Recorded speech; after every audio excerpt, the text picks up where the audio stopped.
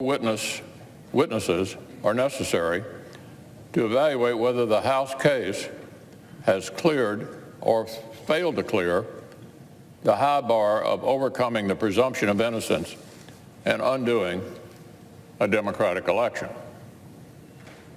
The Senate's fair process will draw a sharp contrast with the unfair and precedent-breaking inquiry that was carried on by the House of Representatives.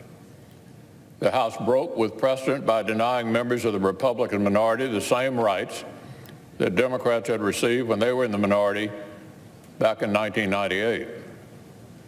Here in the Senate, every single senator will have exactly the same rights and exactly the same ability to ask questions.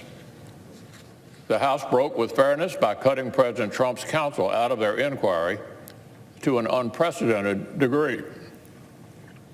Here in the Senate, the president's lawyers will finally receive a level playing field with the House Democrats and will finally be able to present the president's case.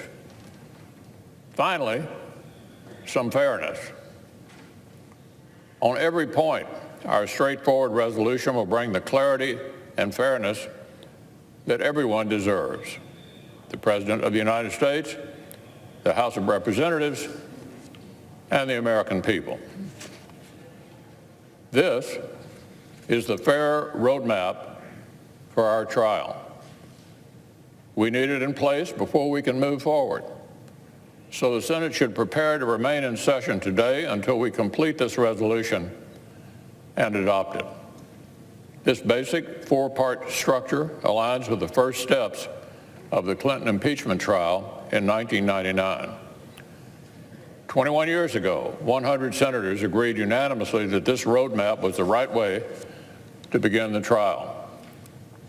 All 100 senators agreed the proper time to consider the question of potential witnesses was after opening arguments and senators' questions.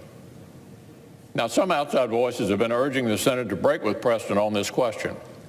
Loud voices, including the leadership of the House majority, colluded with Senate Democrats and tried to force the Senate to pre-commit ourselves to seek specific witnesses and documents before senators had even heard opening arguments or even asked questions.